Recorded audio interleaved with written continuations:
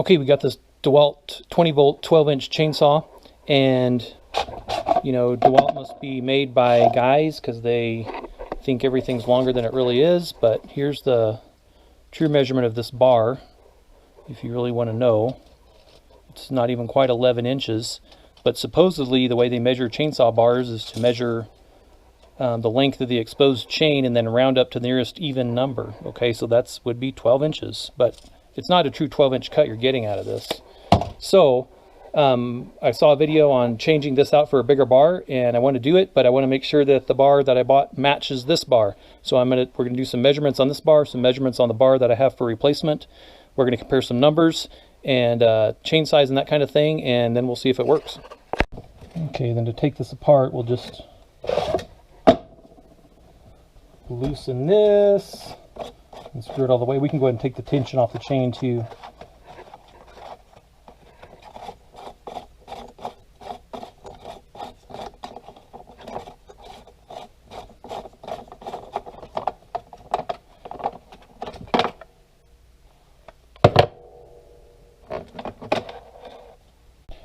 Okay, so we're just going to try this kit out. This is a 16-inch Oregon kit. Here's the numbers so you can see them, and the bar comes with the chain, so we're just going to slide the bar out, set it down. Here's the part number for the chain and the bar. I think this is the part number for the actual kit itself. 16 inches, the S56 chain, it's 3/8 pitch, so that's what we want. I'd like a little narrower kerf just because a narrower kerf will cut more easily. In a battery powered chain I think that'd be better, but this is the next smallest, so fits a bunch of brands there. Of course, this is the part number for the bar, 160 SDEA 041, and then S56. Okay, so while we're looking at this, just for comparison, we're going to be able to lay them over and make sure everything lines up. It feels flush there, it feels flush on the sides, and you can see the holes line up very well. The gaps line up very well. Okay, let's just go ahead and lay this one on top of this just to see if we get the same kind of result. Feels pretty good. Okay, the holes line up nicely. The slot lines up nicely. So this should be an 041 tail mount. That 041 number right there should be describing the tail mount, if I understand this correctly. So, okay, on this lawnmowerpros.com website, it has chainsaw guide bar saw mount chart. Okay, so this goes through all the different guide bars, and there's a bunch of them, as you can see. Okay, but this A041 seems to be pretty common. There's the measurements on it right there, 8.2 millimeters for the A041, and that's pretty much what the tail looks like on both of these bars. So let's just measure them and see if that agrees. Okay, let's just measure these. See what we come up with there. 8.3.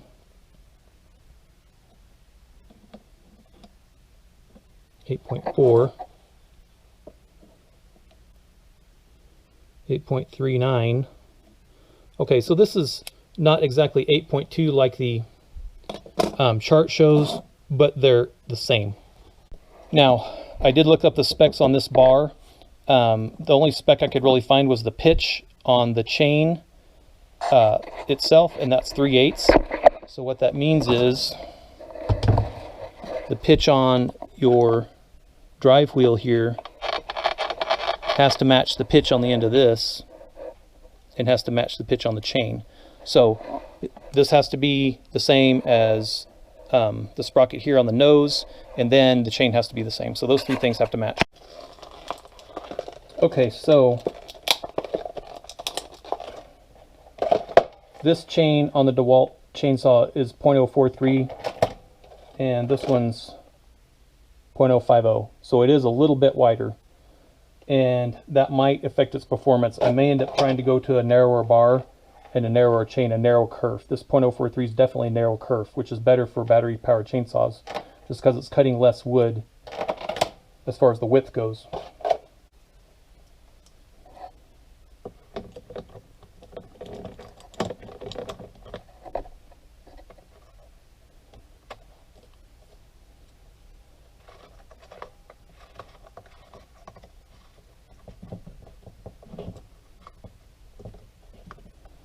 Well, it definitely fits, doesn't it?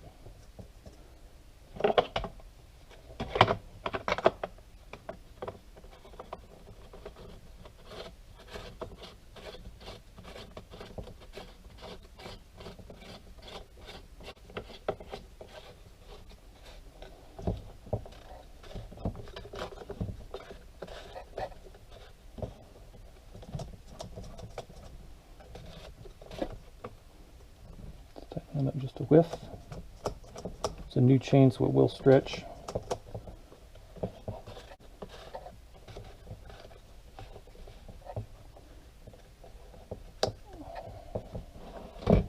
Okay. Well, that's what it looks like.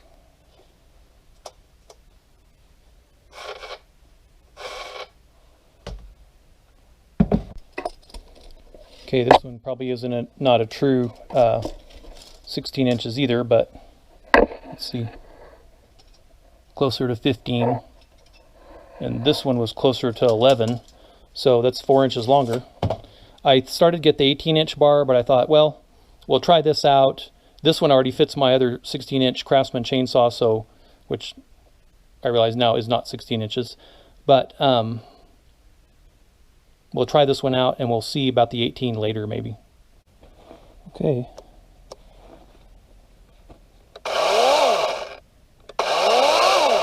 Seems to turn okay.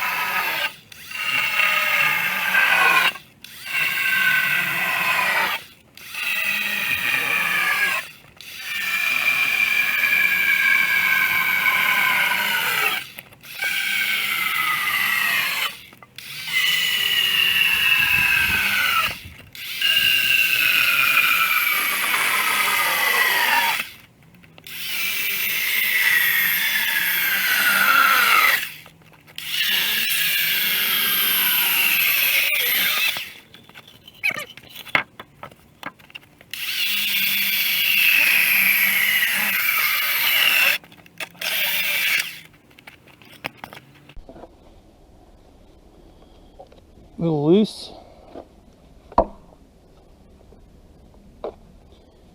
See how much juice is in the battery. It says 2 bars. Let's just tighten this up a notch. Loosen that a notch. It's better.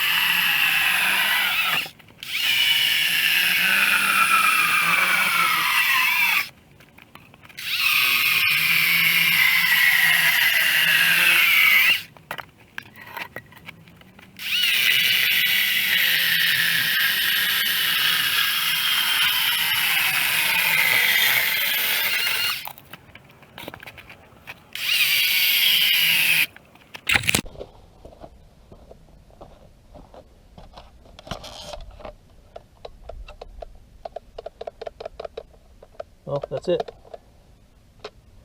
No more juice.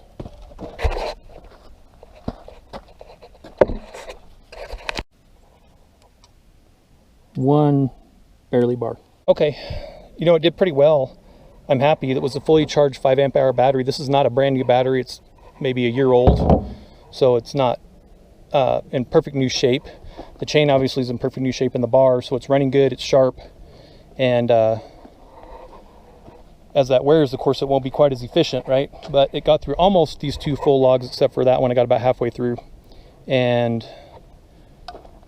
not bad. Supposedly this chainsaw will cut 80 something 4x4 posts on one 5 amp hour battery at full charge. So these aren't 4x4 posts. This is beetle kill pine, so it's not a hardwood by any means, but there are a lot of knots. We're cutting through a lot of knots, and so that adds to the resistance as well. Let's go try it on a bigger log. Let's go try it on a log that's that full diameter. This side's a little wider, so it's a 14-inch log. There's nothing big about it. It is kind of rotten on the ends. This is the kind of beetle kill that we're cutting, though.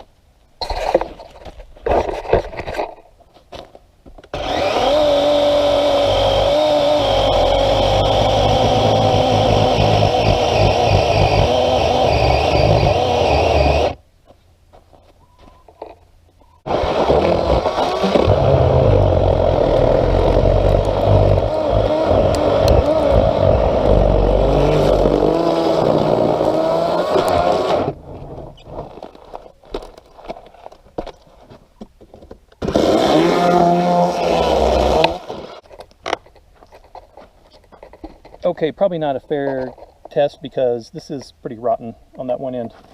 Pretty soft. Let's get one that's a little firmer and try it again.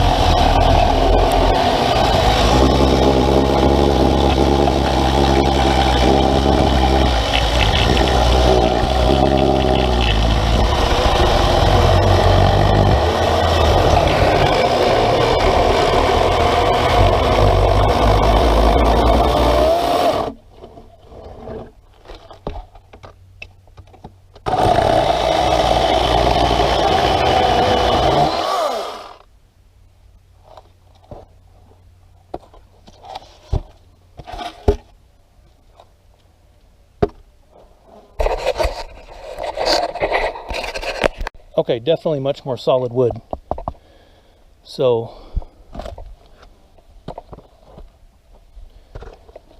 yeah, the biggest reason I got this was as a limmer, and then maybe to carry in the Jeep, but you know, with a 12-inch, actually more like a 10.5-inch bar, that's not really big enough to cut a decent sized beetle kill that's going to fall across the trail and, you know, leave us blocked and where we can't get where we're going. So I traditionally carried the 16-inch Craftsman. That's about the same length bar that I have on this now. And if I carry a couple batteries in this, that may be enough to get a couple trees out of the way and do just fine.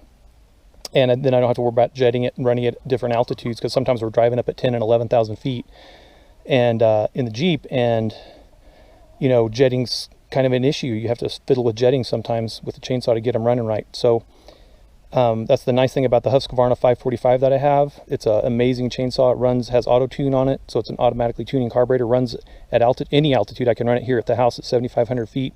I can run it at 11,000, 10,500, 11,000 feet where we're cutting beetle kill, and it does great. This video is obviously not about that. It's about this. And my question really was just how big is a limmer? It's going to be awesome for that, but will it run this little bit bigger bar on a full, basically a full size piece of wood that uses up the whole bar, and will it bog it down? It didn't bog it down. I'm impressed with how much it ate there. So it would probably do even better with a 9 amp hour battery over the 5 amp hour. If you have that one, that's awesome. I'm not sure I'm going to spend $200 on that 9 amp hour, but I might someday. So let me just say one thing about limbing. Another benefit of having a longer bar on the saw, even if it's an 18-inch, and I'm not using the full length. So my thought was, well, let's say I bought a 16 or 18 and put it on here, but it doesn't, it bogs out on a full length log. That's okay, because if I'm just using it as a limmer, that's an 18-inch bar. That's, and we had a 10.5, and we're talking, maybe 16.5. That's 6 inches longer. The 18 would be 6 inches longer. This is 4 inches longer than the stock one. So an 18 would be 6 inches longer. That's 6 inches less I have to bend over. And the older I get, the more I hate bending over. So if I can just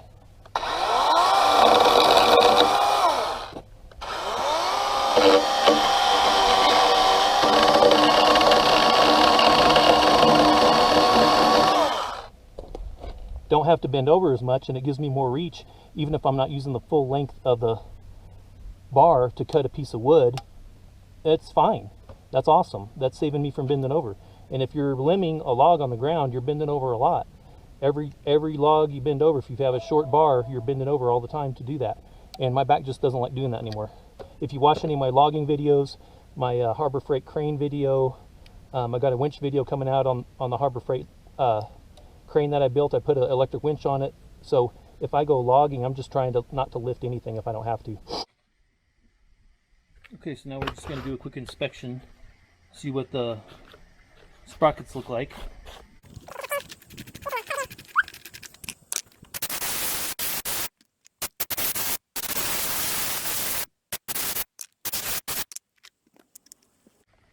Okay,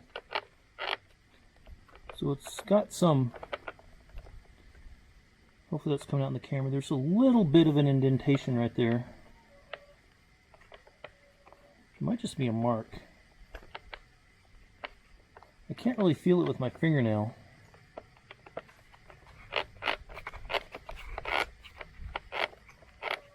There's a little bit of a tiny mark on the inside of the sprocket as well, not just on the outside of the teeth there. But,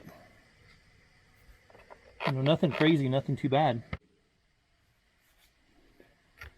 So I won't complain about that. That's at least a couple hundred logs that we cut, some real small and some bigger, but most of them kind of medium size, 8, 10 inches on, whatever, that's not medium to some people, but 8 or 10 inches on average. So